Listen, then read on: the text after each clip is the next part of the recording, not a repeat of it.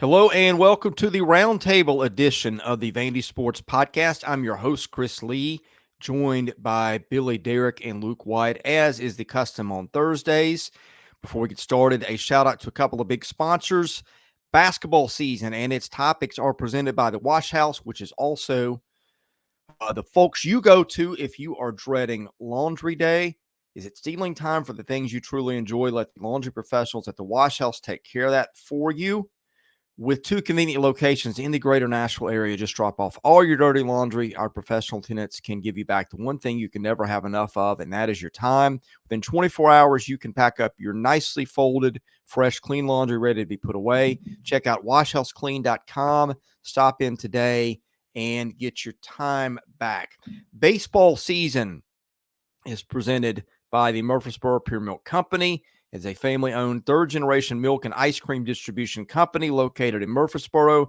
A partnership began over 50 years ago with Purity Dairy in Nashville to provide Purity milk and ice cream to consumers in Middle Tennessee. They now serve Southern Kentucky, Northern Alabama, Chattanooga, North Georgia. Today, they supply grocery stores, convenience stores, and others with Purity product, as well as Mayfield, Nestle, and Haagen-Dazs ice cream. For more information, visit mpmci.com. I had, for the first time this week, some Mayfield, I think it's called Smoky Mountain Fudge. It was really, really good. That carton is now gone. So, yeah, help out the folks who help us. Steve Andrews and the crew at Wash House, terrific people, and the Murfreesboro Milk Company. Same with those guys, and their products are just fantastic. So help out the folks who help our show. Still looking for a presenting sponsor for football season. Which, guys, looks a little rosier after the 13.5-point upset. Well, actually, let me rephrase it. Vandy was a 13.5-point underdog and pulled a 7-point upset of Virginia Tech. Luke, we have not talked to you on air since that game, so I want to give you some space to just kind of outline what you saw, what you think is significant going forward. Well, it's by now it's all been said, but obviously Diego Pavia is what I thought he was. He's a gamer. He's the type of kid when the lights come on, he's going to make plays. Now, as the season goes on, people are going to adjust to what he does.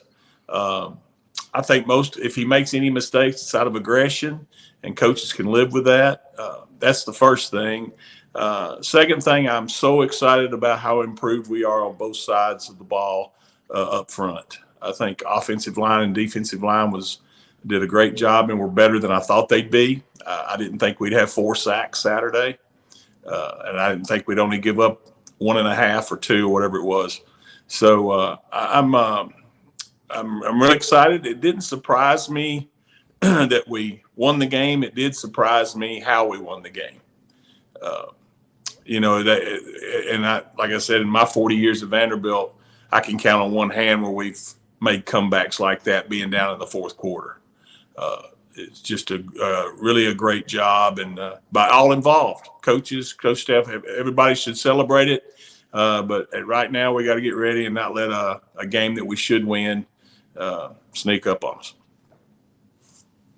Yeah, Chris, that doesn't happen, as you know, Luke. That hasn't happened. I don't want to say that doesn't happen, because you did see some wins like that in the Franklin era. But I even point back to that, Luke. Like, it was almost rare in the Franklin era to see that kind of mental fortitude in a game like that. I mean, you go back to the season opener against Ole Miss in 2013, which maybe wasn't as similar as you might think to this Virginia Tech game, but they couldn't win that one. I mean, this was something pretty new that we hadn't seen in a while. And Chris, the feeling in the booth, really, as that third quarter got rolling with Virginia Tech and drones and that offense, was this is going to be hard to finish. This is and you knew that. You knew Tech was gonna come back and fight. But I just think the mentality is a word that has changed so much from last season. And, really right away, Chris, like, we looked after the first offensive possession and first defensive possession and said, okay, this is different. This is going to be different. I think we knew it was going to be different, but we kept asking ourselves, how different? How much better is this team going to be? Well, I think we know now that this team is going to be a lot better and is a lot better. When we were doing this a week ago, I that whole week, I did not spend a lot of time and energy thinking about them winning that game. I just thought it was a bad matchup, a team that's that experienced, it's got that much going on, that's going to bring more fans. And I think what I said is, look, I don't expect them to win, but if they win, it's going to look like this. It's going to be a game where they get a crooked number turnover advantage, and it's going to be a game where they probably get outgained or whatever by a lot, but they just make the plays at the right time. In other words, they're going to have to win with a little smoke and mirrors. I think that was the thing that shocked me, guys. And I heard this said several places on radio and TV across the South. They looked like they were the better team in that game. And that was not really something I had on my radar. Now, look, we outlined, if you listen, we outlined all the possibilities. And I said, I'm skeptical of the offense. I think that just what I saw in camp, Billy, you and Joey and I went to scrimmages. We're just sitting there looking at each other. We don't know how on God's green earth they're going to move the football. But we also said it's fall camp. You're playing reserves, you're playing different combinations, and you're in the camp portion where you're kind of diving through things and see what works and what you throw out. And the last week of practice is different because it's prep. We didn't see that. So I think we allowed for the possibility. But look, when you're 2-34 against Power 5 teams this decade coming in, and you're trying to decide which side of the fence you're on, probably common sense says take the pessimistic approach. Hey, I'm glad I was wrong about that. I'm thinking not only they get a big win, they might be pretty fun to watch. Well, one of the things, we talk about 2-34, but this is a whole different mindset, whole different staff, not entirely, but offensive side of the ball. You have a head coach on both sides of the ball.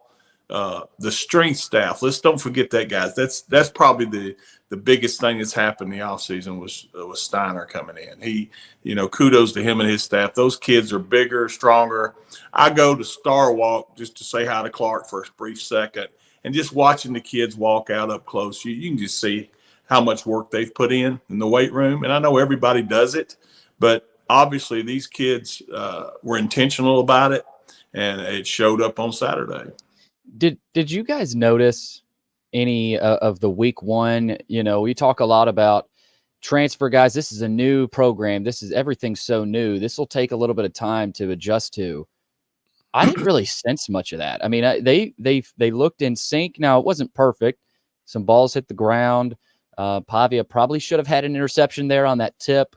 Vandy dropped a couple interceptions. It wasn't perfect. It was week one, but by no means did I ever feel like this team, man, they got a long way to go in terms of meshing. And credit to the staff that they were able to mesh this team together. It looked like pretty quickly. Now, again, we could see more things pop up, but I look at that and credit the staff. I mean, that I think I noticed that pretty quickly as well. I have two concerns at this point. One's the schedule. The schedule, I mean, I'm looking at it now. Alabama, I think, is a top 3 team in college football. Missouri's a top 10 team. Kentucky pulled a 35-minute shutout of Southern Miss for whatever that's worth. I think they're good. Texas looks like a top 3 team in America. Auburn looks better than I thought. And then your last 2 games, LSU and Tennessee, with South Carolina. Now, South Carolina, that game looks a lot more winnable. We got a long way to go between here and there. But, I mean, just some of those games are brutally tough. They don't have a lot of margin for error. And that leads me, to my big concern for them getting there. I do worry about what happens if Pavia gets hurt. I think you want to go out Saturday, guys. I think you'd like to have him out of the game in a quarter and a half or at least at halftime. Give some other guys a shot. I mean, if he gets hurt, I'm not saying throw all the optimism out of the window, but realistically, I don't know what the path to a surprising season is at that point. Well, defensively, we're much better too. I know we had a big bust. I understand that. But what we're able to do up front now to keep people off of Longwell and Fontenette and Langston to where they can run free and make plays, that's all the difference in the world, guys. And Langston didn't have one of his better games. I know he had 10 tackles, but it's 2 or 3 tackles. He got called on what was a bogus late hit call. I will say that was horrible. But he didn't even play his best, and we still, guys, we could have easily been up 24, 27 to nothing. If we get that pick, I mean, that was a dominant first half. We played poorly most of the third quarter and a little bit of the fourth. But besides that, it wasn't scheme. It wasn't anything but a couple of busts that we had that allowed Virginia Tech to get back into the game. Yeah, I mean, the schedule obviously is glaring, but South Carolina, and how ironic is it that they almost lost to Old Dominion? Old Dominion's a team that has beaten Virginia Tech twice, I think, in the last 4 or 5 years. I think this Virginia Tech game later in the season, and I think you guys agree, will prove to be a good win. Virginia Tech is a well-coached team. They were shell-shocked. And I think that word shell-shocked, Vanderbilt can shell-shock some people. Now, is that first half, like say they go up 17-0 on a Kentucky or on a South Carolina or on an Auburn, do they have enough like they did against Virginia Tech in a second half to fend them off? And I think that's and beginning of the season, I compared Virginia Tech to an Auburn, to a Kentucky, to a South Carolina, probably better than South Carolina. So that was a barometer. And again, maybe I'm wrong. Maybe Virginia Tech is a middling 6-6 program.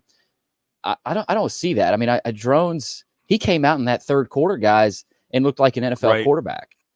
Yeah. I mean, you could argue who's the more talented team. I think a lot of people before the game would have said Virginia Tech. Vanderbilt proved they've got more talent than people think. But Virginia Tech sort of showed what they could do in terms of being a good team. I mean, that third quarter, guys, they looked really good. Vanderbilt just did enough to win it. And in overtime, I think we knew with Pavia that they were likely they had the better shot to win, especially with Drones going down. But I'm interested, like you, Chris, with the schedule. But I think Virginia Tech was a good barometer that at least you can look to that. If you were to lose by 2 or 3 scores to Virginia Tech, we're not even talking about the schedule. We're probably not talking about this team being very competitive in SEC play. So, I mean, you get the win, and now all of a sudden you can talk about that. The other thing, Luke, and I want to bounce this off you. This really has resonated with me as I've turned it over my head a few times. I think when you are a poorly coached football team, you make stuff look hard that comes easy for most good teams. When you're a well-coached football team, you start doing things that nobody thought was possible. I think the contrast between last year and this year in coaching is night and day. Again, I think Clark should have pulled the plug on Nick Howell long before he did. I think they should have gone out and found a whiz-bang coordinator on offense long before they did. Now, a whiz-bang may not be the word here, but it's a thing that works, right? I mean, they've got a strategy to hold the football, throw some things that people are not expecting, and it worked very well. I mean, man, if you could have a do-over on the last 2 years, I don't know how much different it looks, but the contrast between how poorly coached they look last year, and guys being in their lanes on defense, Luke, other than that busted pass play where, a certain cornerback, I won't call him out here, took a chance he shouldn't have taken. I just felt like they stayed in their run lanes really well. You saw guys swarming to the ball. It was the kind of defense Clark said he was going to play the last couple years, and they finally played it. I don't think it's coincidence. I mean, the portal helped them, but I think they are so much better coached on both sides of the ball. 100% agree. The other thing that, and I will say this, to push back a little bit on the portal, the mental part of having 53 new guys out there when we got behind by 7, there wasn't the thought of what kids that had been it when you had 75% of your old players there. The thought wasn't there as well. We can't come back and win now. These are guys that don't even know the history of Vanderbilt probably. So that didn't creep into the mindset. I think that's important as far as the portal goes. But you're right on about the staff. And again, I want to go back to that strength staff. That's probably just as important as getting back and kill, because physically, guys, you had to see the difference. I know we probably saw the difference even in camp a little bit, but Saturday it showed up big time. Yeah. Because Virginia Tech, guys, that's the most experienced Division I football team in the country coming back. They were one of the hottest teams at the end of last year. And you have a Vanderbilt team that's played gritty, but they've also physically were up to the task. And I think that's what all of us thought was the big question mark. Are they going to get pushed around up front? And we did not on either side of the ball. Yeah, offensive line. I know we'll get into that, but I mean, that was one of the more, there were so many things that stood out. But early on, I remember looking at Chris again, and I'll probably reference this a lot. That was a fun game to watch in the booth because, I mean, you just hadn't seen that in a while. I look over at Chris. I'm like, they're getting push. I mean, they are manhandling that one drive with Pavia running, and then they finish it off with Alexander. They dominated Virginia Tech on that drive, and Virginia Tech's linebackers were lost. I mean, they were the aggressor in that first half, and I think that first half is what won them the game. I know you look back in the fourth quarter, if that first half doesn't happen, but that's what they knew they had to do, and they did it. So I know we got a lot of questions coming up, Chris, but that offensive line and that push, I look at that as being a huge indicator of their improvement. Billy, you just used a word that I did not expect us to be using either, and that's fun. And they are fun to watch. The offense is fun to watch. The defense is fun to watch. I thought maybe if it goes way better than we thought, that they win a game 17-14. There's 400 yards of total offense between both teams, and it's a punt fest. No, that was fun football to watch. So that was just not something I thought we'd see either. I think you got a chance. They've got a chance not only to be a lot better than we thought, but to not kind of put you to sleep like some of the teams have, or worse. Last year was worse. You just turned it off. I just, again, pleasant surprises just about all the way around in week one. Speaking of pleasant surprises, guys, discovered something new this summer. And everybody knows I got a busy life here. Days are overwhelming at times with all the things I've got to do with family, with parents, with kids. I don't need a lot of distractions and things driving my energy level down. And I got a new straight product this summer. It's called Magic Mind. You can see it here. It's empty because I've been pounding these things. They reach out to me and ask me to sample their product and see if it helped. And yes, it did. What it is a mental performance shot, keeps you clear and motivated. It reduces stress. It has helped me gain a clear head and much needed focus through some stressful and hectic days this summer.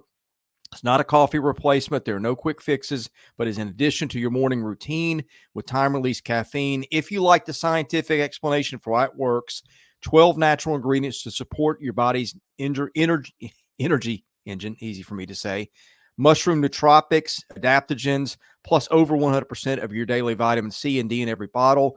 Doctor validated with over 200 scientific studies behind every ingredient. They also donate 5 cents of every bottle sold to mental health charities that help U.S. homeless communities.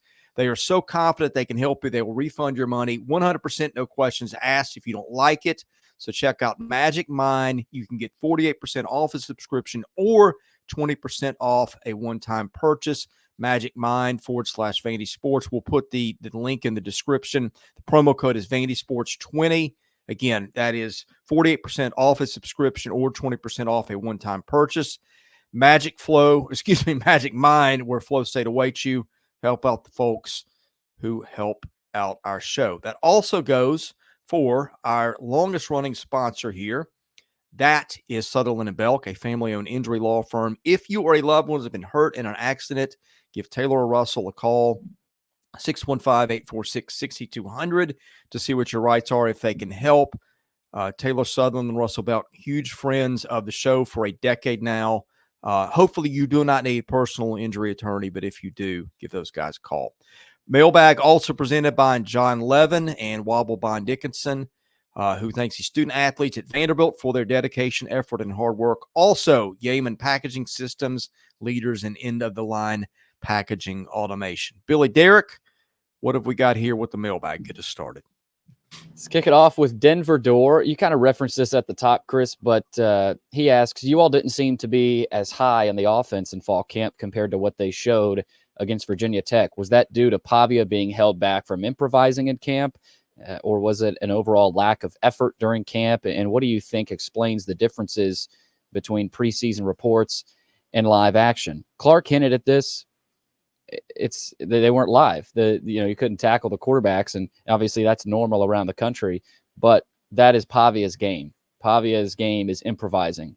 He makes plays off schedule, and he did that a lot against Virginia Tech. And he also made some throws. I will say that he was pretty accurate on Saturday against Virginia Tech. That throw to Skinner in the corner of the end zone was perfect. The throw late to Fungi was on time and on target. Had a couple other throws on the run. Had one to Sherrill. That first throw there to Skinner. Pavia was accurate when he threw. He didn't throw it a ton. I think 16 attempts. I want to say didn't throw it a ton, but they're not going to throw it 30, 40 times a game. So, I think we all agree that they didn't go live, and in camp, we can have our takeaways, but you're not going to. And Luke, you did say this. Credit to you. You said when the lights come on, that's when he is at his best, and that's exactly what happened. Well, I put Diego in the category of guys in the past, and now understand I'm not talking about arm strength or anything, but he's got the mentality of Whit Taylor, Jay Cutler, Kurt Page, guys who've been very successful at quarterback at Vanderbilt. You have to have a leadership quality, and especially at Vanderbilt where you haven't won a whole lot in your history, you got to have a guy who's confident and doesn't care about all that. This kid has bet on himself his entire life, and so far he's won every bet he's taken. And I think that's huge, and we're very lucky to have a kid like that at Vanderbilt. They only threw the ball 16 times all game, and the passing clicked at a rate we never saw in camp. Billy, you were there more than I was, but I never saw it. Here's another thing. Quincy Skinner was almost a complete non-factor the practices I went to. So I don't know what happened for them to get a rapport between the end of camp and the first game. And again, I emphasize camp. What camp is for? I think people know this. Camp is to get everybody some reps, kind of get your systems in, and then that first week is when you do specific game prep. And the walk-ons that are getting reps or the third string quarterback, those guys are out of it. They're doing scout team work at best. And then the guys you're going to play get to work. So that accounts for it too. And the other thing I always say, it's hard to judge a running game in fall camp. They blow plays dead. And you're like, I don't know if that was going to be a 10-yard run or a 60-yard run because you just touch them or get in the vicinity, especially if it's quarterback, they blow it dead. So breaking tackles never comes into the picture, anything like that. So there's some of it that it's hard to judge anyway, and some of it just wasn't on display when we saw it. G-Barks 24 with the offense's 4 touchdowns on Saturday. It was encouraging to see 4 touchdowns that were not gimmick or trick plays. What did you guys see with the scoring plays on Saturday? And do you think these plays could work in conference play and against the winnable SEC games on the schedule this year? I look at the one to tie the game late where Pavia improvised through a lateral pass, I guess you would say, and Alexander got into the end zone. I think that's a play.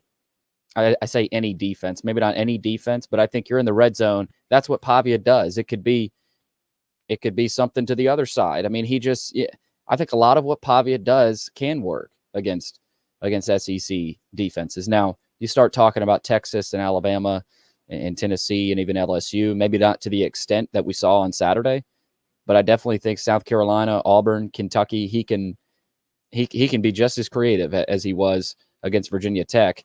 And that pass to Skinner, Mansour Delane, who's one of the better corners there on Virginia Tech alongside Dorian Strong, he was right there. It's not like he just got burnt or toasted. Yeah. Skinner made a hell of a catch. It was a hell of a throw by Pavia. And same thing on the first one there, that diving catch to Skinner. That wasn't a touchdown, but, and then Cedric Alexander's touchdown. That was a mauling, dominating run where the offensive line did their part. So, guys, I think from what we saw, those 4 touchdowns, they weren't gimmicky, and they weren't flukes. That was a kind of to cap off methodical drives that Vanderbilt knew they had to have. And so, yeah, I think they can work in conference play. Well, the confidence you get from winning a game like that for these kids is immeasurable. When we play this weekend, and Chris, you hit it earlier. My hope is we play a whole lot of players. I hope we're able to be in that position. Now, Alcorn State's going to have some skilled guys that are pretty good, but our line of scrimmage, we should be able to win on both sides of the ball fairly easily. So if we can do that and get some more guys confidence and get them some playing time, like a Bryce Cowan who didn't get in the game and some other guys, get them some reps as we move forward. Yeah, this stuff will work against just about everybody. Now, the football field's only 53 and a half yards wide. So when we play a Texas or Alabama and they've got linebackers that are as fast or faster than your skill guys, you need a wide field. So we're going to have to make plays there. But seriously, we have a chance because of the confidence you build from this one game, as long as we don't trip up in the next couple of weeks. One thing we did nail, we said when you think of offense that's difficult to prepare for in terms of style, we said it's not like they're throwing, triple reverses and a throw off that, it's not things like that are gimmick plays. It's the variety of formations. It's all the things they do. It's the option plays, all the stuff that you saw. We knew the play calling would look somewhat like that. It did. I think, but here's the thing though, Luke, and you help me out here. Here's the problem with them. Even if you kind of know what's coming, Pavia is such a wild card. I still am amazed by that tying touchdown throw, because you think he's going to do one thing, and you're used to a quarterback probably taking it in towards the middle of the line and trying to get yards between the hashes. And instead, he just makes a split-second decision to flank. I mean, I say that maybe that was a play call, but they weren't prepared for it. They had one defender out there to guard two guys once he took it that direction, and they scored easily. See, that's the thing. I don't know how you prepare for it with your scout team. First of all, whatever quarterback you're throwing probably isn't as athletic as he is, and certainly you can't tell a guy, hey, man, just go out and do something we're not expecting. I mean, how do you train a guy to do that on the scout team? I think that's why they're so hard to prepare for. He just instinctually, and I've said it before, it's like watching Matt Johnson or an elite point guard run a basketball team where you never know what's going to happen next. Yeah, you got all these things. Counter for, and he flips a pass behind his back, or a bounce pass between two defenders in a window that big. Like, there's certain guys that you just don't prepare for.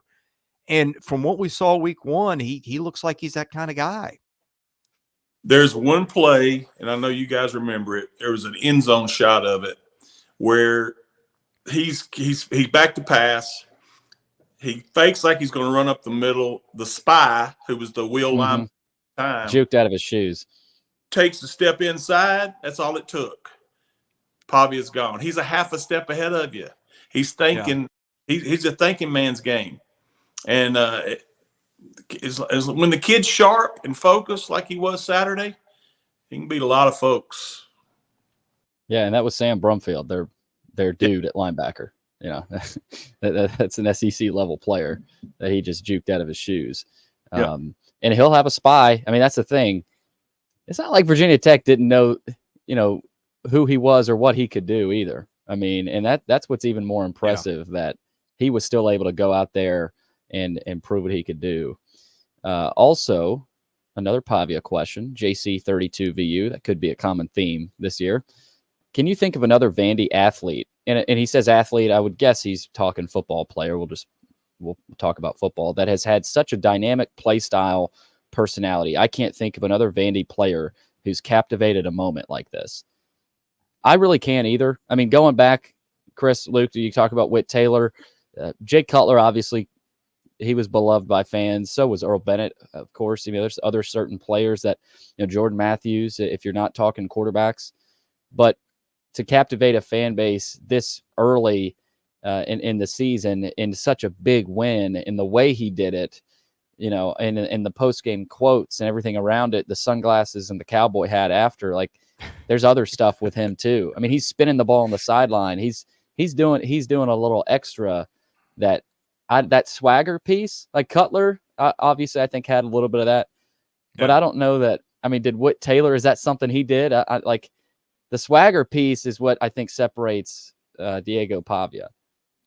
Diego, if I had to zero in on one quarterback, it was at Vanderbilt. There was a kid named Eric Jones that played for Watson Brown, who at one time was a Heisman Trophy candidate. He transferred from Northwestern to Vanderbilt. Mm-hmm. And Eric could do a lot with his feet and with his decision making, but he didn't have the electricity around him that this kid plays with. No, I have to say, after, and it's just one game, guys. You know, he could come out and throw 2 picks and fumble 4 times. You know, something. But after that display he put on Saturday, no, we haven't had anybody like that. There's only one name that comes to mind, and it's not football. I'm going to see if you guys can guess it. Ezra? Or just no. You're kind of close, actually. You're not going to say Darius Garland, are you?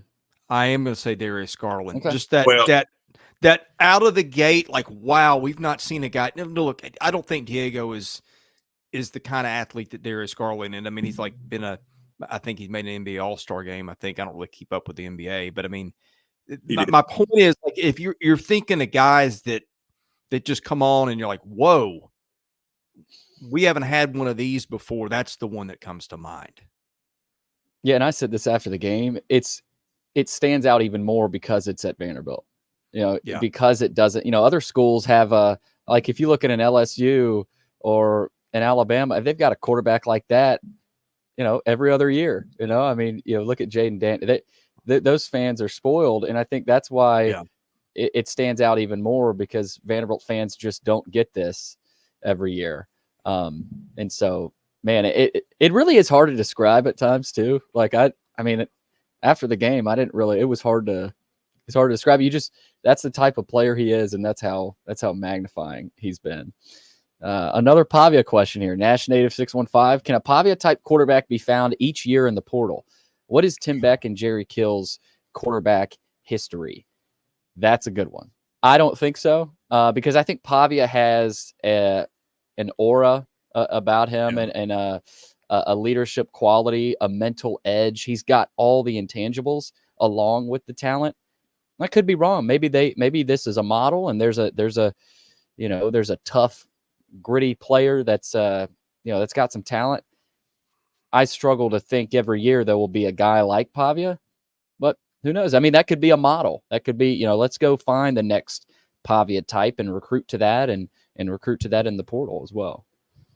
Yeah, it'd be hard to do that, but I will say this, and guys, if y'all notice some of these scores this past weekend, not just the SEC, but these teams were winning 60, 70 to nothing.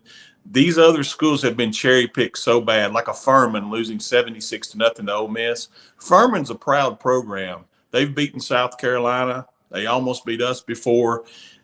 There's a level now where all those kids that have this type of ability are getting cherry picked. So there is quarterbacks out there that are there to be found, but to find one like Diego is going to be tough.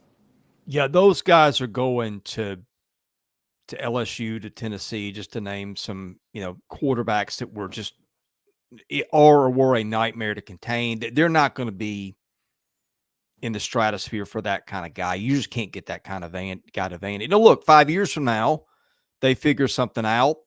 Their NIL is healthy, then who knows what the new world. I think that's still a reach, but who knows?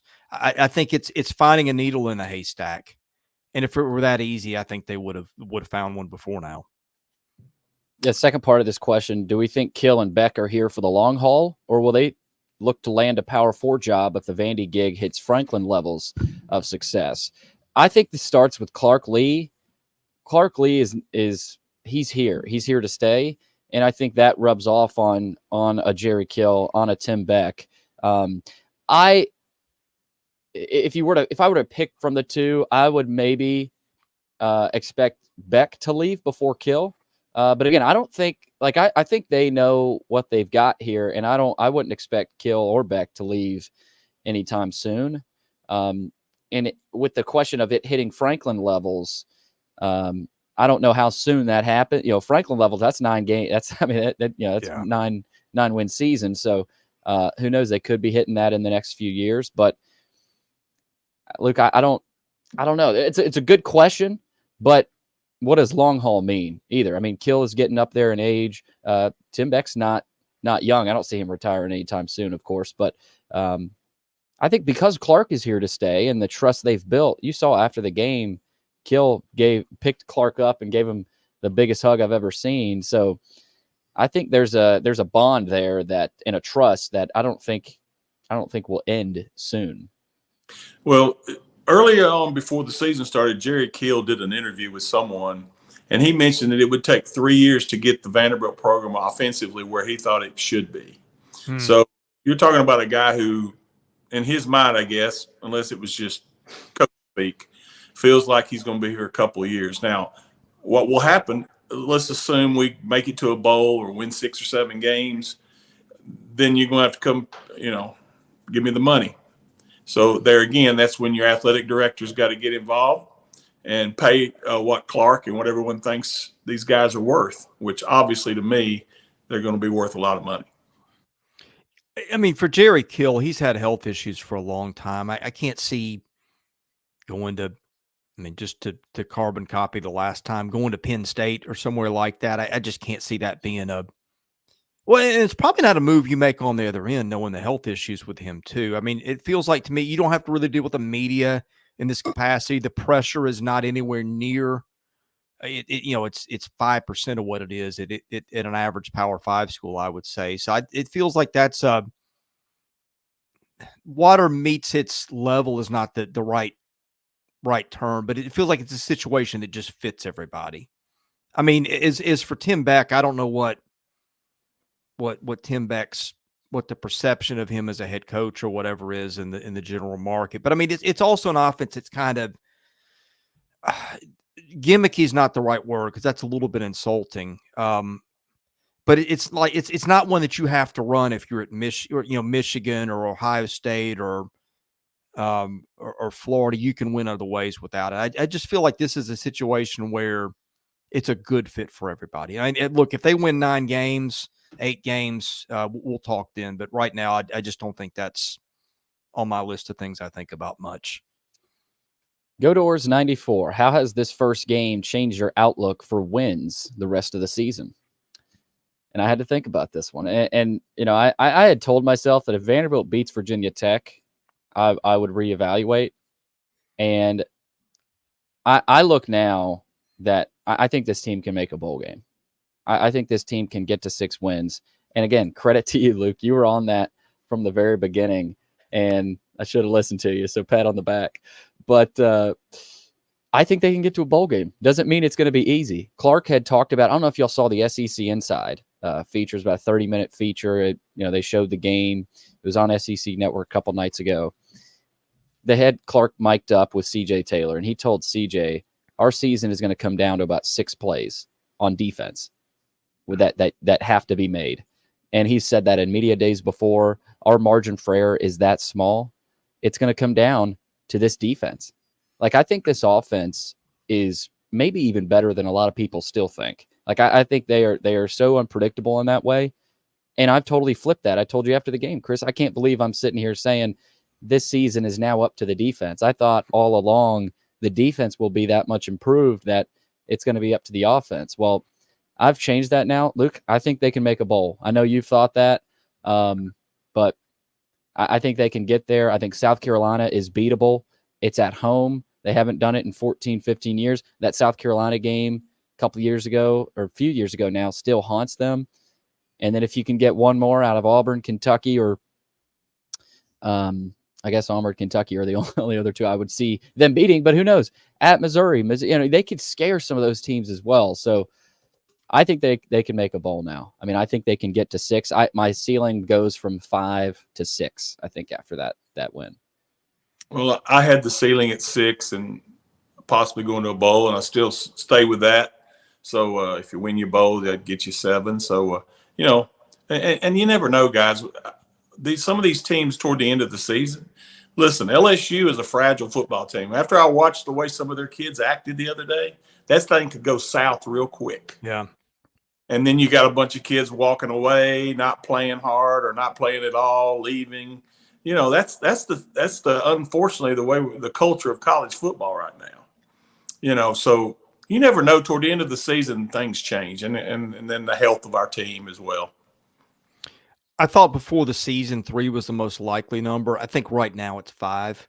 But because obviously they got one that I didn't count in the 3, and South Carolina couldn't throw the ball and really couldn't run the ball very well either against Old Dominion. So I think that one, I know they hadn't won that in eternity, so I'm not saying book it, but that's the path to 5. No, here's the problem, guys, in Ball State. They should win that, I think, decisively. The problem is after that, I see 7 teams that I could see as top 25 teams. That's your other 7 games. Now, look, Luke just hit the nail on the head. At LSU, that is November 23rd. You already got people asking, is Brian Kelly the right coach? He's pounding his fist on the table. They play undisciplined at the end of the game. You've got at Auburn, where you got a staff that did it a year ago. Now, they look pretty good for whatever it's worth against Alabama A&M, but there's some thought that they fixed some of their passing things. But let's see how that holds up. Auburn didn't beat Virginia Tech. So I think you could, to me, 5 is realistic, and maybe at Kentucky. I think Kentucky's better than people think, but you don't know. And they won that one up there last time. So I think there's some, even in the 5 that I count, I see maybe 3 after that, okay, you squint and you could see how it could happen. I think they're a reach at this point, but we'll see. Okay, G-Barks 24. Dante Carter showed some resiliency after getting burned on that touchdown to make it 27-20 Tech and making a hard-nosed play to seal the win in overtime. How critical is in-game development like that for a player of his age and talent level? Luke, that's a good observation. I mean, he did. He was burnt badly there on that play, and that was a huge point in the game. You thought the momentum had totally shifted to Virginia Tech, but he makes a big play. I don't know if that's a catchable ball, and I don't think that's unnecessary roughness, that very last play. That was more of a collision, but he was there and probably struck some fear into that receiver that, you're not catching this ball. So, Luke, that's a good observation that maybe he grew a lot against Tech. Well, Dante's going to be a player, folks. I had conversation with his dad actually after the game, and by the way, he watches this, and he really enjoys it. He drives for a living. I'm not sure exactly what, but he said Isaac Carter, and I met him and his son, who I think Vanderbilt's recruiting as well. And excuse me, guys, but Dante, his ceilings. I mean, he could be like Fontenette. He could be like Taylor before he's done at Vanderbilt. He's that type of player, and I look forward to watching him. I agree with that. I mean, Dante is he's ready to go already. He can help us a lot this year. Yeah, they needed a talent upgrade pretty much everywhere. He's got to play. I think he showed why he had that job. I think there was a little bit of he was banged up in camp, and that maybe allowed to Ricky Wright a window. And maybe experience played into to kind of take that starting job, but you saw him a factor. Now here's the issue, guys. There's no hiding those guys once you play them, and you better have your NIL house in order because there's going to be teams coming for that. You saw London Humphrey last year. Humphreys. I mean, that's the bad side of this.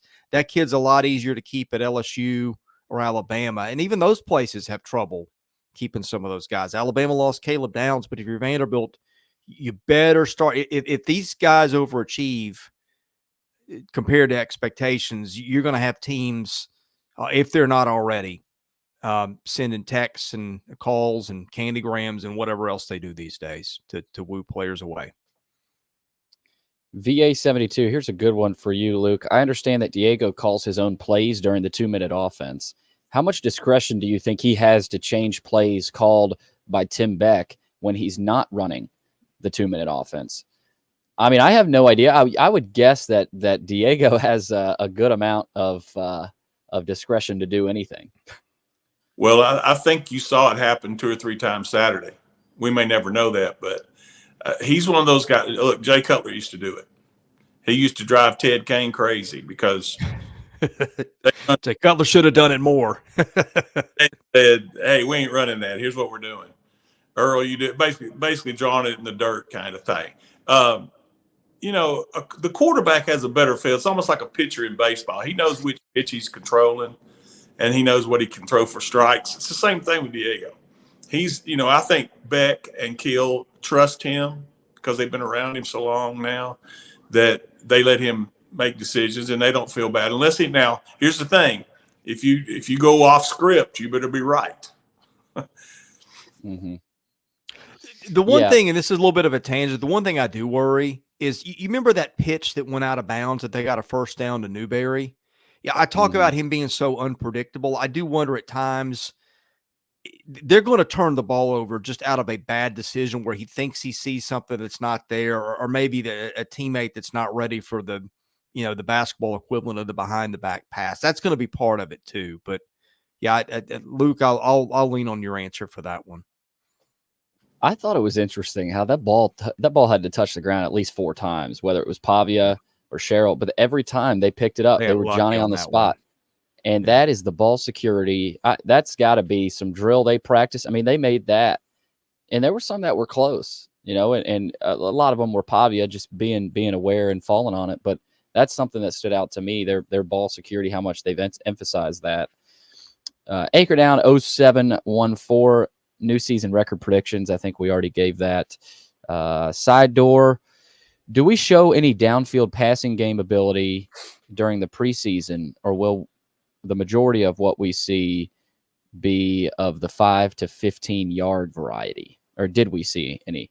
Yeah, Chris, I mean, we didn't see a ton of downfield. No, you didn't see a ton of anything like you did Saturday against Virginia Tech in camp. So, look, that's a good one, though. I mean, if you were at the end of the year, you look at the passing splits, and are you going to see more 5 to 15 yards, or do you see more 20 to 45 yards, than we might have thought? I think that's going to be interesting to follow.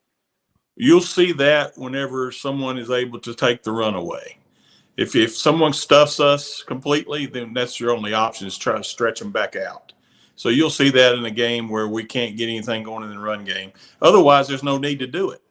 You can, we didn't even throw any balls to the tight end. I mean, Stowers had the one catch, but to me, Stowers is a hybrid. He's a split between a receiver and a tight end. When we throw over the top and got him on a big play, but Cole Spence was not targeted. Cam Johnson was not targeted. I think you'll see some of that this weekend. Yep. Definitely need to get the tight ends more action. J2M, how many Pavia jerseys have been sold since the bookstore wised up and got them on the site? That's a good one. I would imagine quite a few. I mean, I'll say I saw a few on Saturday, but I think this Saturday there will be quite a few more number 2 jerseys out there. And that's something you talked about, Chris, maybe not just jerseys, but just this marketing department should be working their tails off. And I'm sure they are. But, I mean, you talk about a golden opportunity. This is it right now. I mean, my buddy Blake Lovell, he came up with this on our Southeastern 16 show. He said, I think he's like, welcome to Van Diego. Now there's something you need to take and run with. That's go good. Diego, go. Van Diego. I like that. Yeah, that's cool. Okay, BMR 17. What men's basketball recruits do we legitimately have a shot at? He's got a little basketball question. I think London Jemison they've got a shot at. He's a kid, and again, pardon me, I have not been locked into basketball here recently. I don't think either of us have. We need Joey to hop in here, but I'll say London Jemison is a guy. Simon Walker, I think is his name, is another post player. I think they feel good about, but I'm not necessarily suited to answer that one fully right now. Let's see. Vandy 34. What are the status of these players? Bryce Cowan did not log any snaps on Saturday. What's up with that? Luke, we'll start with that one. Do you have any intel there? I don't know if he was dinged or if it was just one of those things within the flow of the game. Nick Rinaldi made a couple of really big plays, so he got some run. I didn't see Prince Colley either.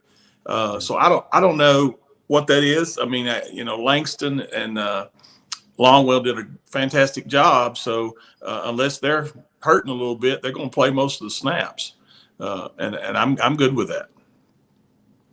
Yeah. Jeffrey Ugo. Ugo is another guy. He played special teams. He'll need to spell Fontenette as the season goes along. He cannot play every snap, every game. How was his fall practice? I thought Ugo had a decent fall practice. Didn't stand out super positively or negatively. But I was a little surprised that whether it was Cowan, Ugo, or a tight end like a Cam Johnson who didn't play, that I think that's a positive, Chris, that you didn't have to see a ton of Jeffrey Ugo. Now that's going to change, but Jeffrey Ugo I think is a fine player, and I think Santaniolo is another guy you'll see more of, Jalen Gilbert as well. So there's some guys defensively, Chris, that I think I was a little shocked we didn't see, but I don't necessarily think that's a bad thing either. Yeah, and you touched on, I think the biggest surprise was Cole Spence's complete non-involvement as a target. I think that's going to be out of character. And maybe they thought Virginia Tech was reading the practice reports and was going to get targeted a dozen times. I don't know. I mean, to me, that makes last week even crazier, that they won that game without getting the ball in the hands of maybe, in my mind, if you include receivers and tight ends in the same category, maybe the toughest cover on the team with his size and his ability to run. You take what they give you. And and now Diego did allude to the fact that he made some mistakes, that he should have gotten more involved. But I'll be honest with you, if you don't have to throw to the tight ends, you don't have to. Listen, Cole Spence did a tremendous job blocking. Mm-hmm. I've watched the tape 4 times now, and I zeroed in on him some, and he did his job, man. And you talk about the ultimate team player, that's Cole Spence. Yeah.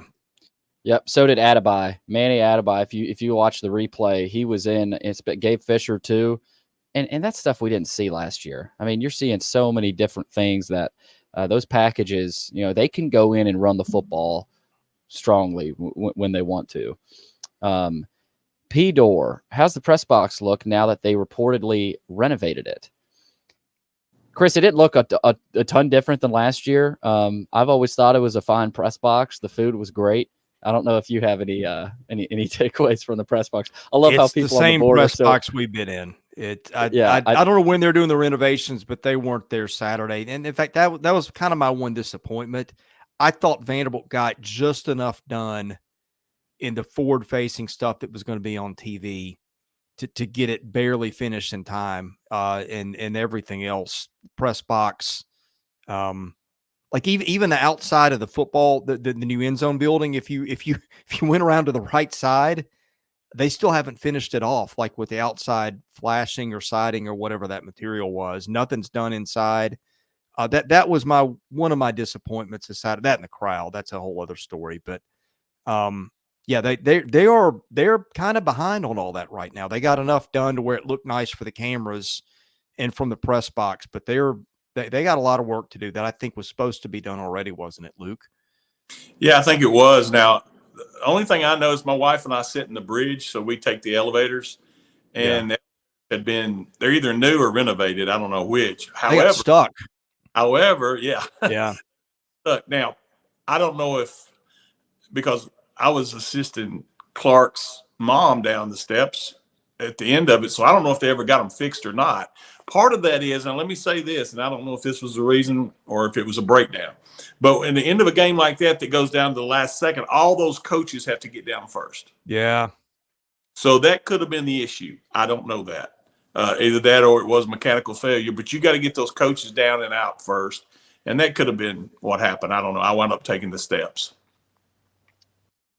All right. JT Piercy, can you explain the decision on the game-winning field goal kick? Our kicker was not lined up in the middle of the field to attempt the kick. 1st and 10, 38 seconds, and 2 timeouts. Why not try to get closer? And then Clark Lee makes our kicker kick from the left hash mark. I think that's Brock's preferred hash, so I don't think that's the issue. I did have a slight issue with the management. Maybe you could have gotten a little bit closer, but I mean, at the end of the day, Brock can hit that. He will hit that at times this year, and he'll be better. He hit a 53-yarder earlier. Plenty good. So, yeah. I mean, Brock Taylor is as good of a kicker as I think Vandy's ever had. So he just missed it. And he missed it barely. I mean, you look back at that was, I mean, just barely missed. So I don't have a ton of issues with how they managed that late. And they're not the kind of offense that, and we were kind of arguing about this before halftime, Chris, with I think 45 seconds left. They don't want to try to push the envelope. I mean, like I could be wrong. Maybe there's times where they drop back and 5 receivers set, let Diego haul it deep, but that's not their MO. They're gonna play smartly. They're gonna play ball control and set up to win the game. So I didn't really have a ton of issue with that. Maybe you could have gotten a little bit closer, but Brock proved he could hit a 53-yarder. So, and that was his hash. So yeah, he'll be better. He's a really good kicker. Well, in that situation, you got a tie football game, and you have a good kicker, like you just mentioned in Brock Taylor. That's the way you're going to handle that. You don't want a negative play that can push you out of field goal range. And like you said, he'd already hit a 50-something yarder, so that was definitely the right way to approach it. Okay. Jerry Lawless adds in there. Yeah, he said he made the same kick from the same distance and same hash mark on the other end of the field to start the game. So that's a good point. All right, last one here. From B. Sheridan 15, do you get the sense that the team is focused and motivated heading into this weekend? I would hate to see a 2022 Elon type of game after blowing out Hawaii. It's a good question. And I told Joey for our pregame show, this is a challenge. I mean, this is this team hasn't faced this yet. They haven't faced coming off of a big win at home and playing a lesser opponent. You should win this game. You should dominate this game. How do they handle that? I'm not there today. Joey is actually at the availability right now, so I'm sure he'll have a better answer on getting the sense of the team. But I'll go back to this, guys. When you have a quarterback like Diego Pavia, you have a staff like they have, I'm not worried about them mentally. Now, it's human nature to come out a little flat this week. I mean, you had one of the biggest wins in program history in a while. So, I think if they come out flat, I don't think that'll be an issue unless it lasts longer than 3 quarters. Like, they need to blow this team out. I think they will, but I think they'll be fine. And that's a good example though. A couple years ago, we'll see how much this team has grown. Luke, you win 56-0 at Hawaii, but that Elon game was not pretty. So I think you need to come out here and take care of business, obviously. Well, I'll go back to the portal on this, guys. We got 53 new players. And the history, it doesn't matter anymore when you have that big of a turnover over basically half your roster. So, I think Alcorn State has some good skill guys now. They got 3 quarterbacks. They try to just see who's got a hot hand and go with it. But I just don't think up front they'll be able to handle us. So I feel like there may be a lull sometime during the game. But I'm hoping, again, that we just punch them in the mouth and be able to play a lot of folks. Typically, you don't have the answer to that question until several minutes at least of the ball game are being played. And maybe if you come out sleepwalking, your coach lights into you in the second half. But I just don't think there's any way to know unless you see a couple of kids popping off stupidly on social media or saying something dumb in the press opportunities between now and then. I did just ask me at halftime. Yeah, that's all the questions, but I do want to mention this. They are having a flash sale, 40% off, 2 tickets for $30 Saturday for the Vanderbilt Alcorn State game, and some overall, obviously, tickets will be cheaper. There will be seats available. You get a chance to come out and watch the team. So wanted to share that flash sale, 40% off. Log on to vucommodores.com. They've got the link there. So wanted to throw that out there. Yeah, they need to get people in the stands. We've harped on that. So there you go, Vanderbilt. There's your free promo. You're welcome. That's all I got. All right. Well, thank you to everybody for watching. We thank our sponsors, Murfreesboro Pure Milk Company, Sutherland & Belk, Wash House, Womble Bond Dickinson, and Yeaman Packaging Systems, and Magic Mind. For Billy Derrick and Luke Wyatt, this is Chris Lee. You've been watching and listening to the Vandy Sports Podcast, part of the 440 Sports Network.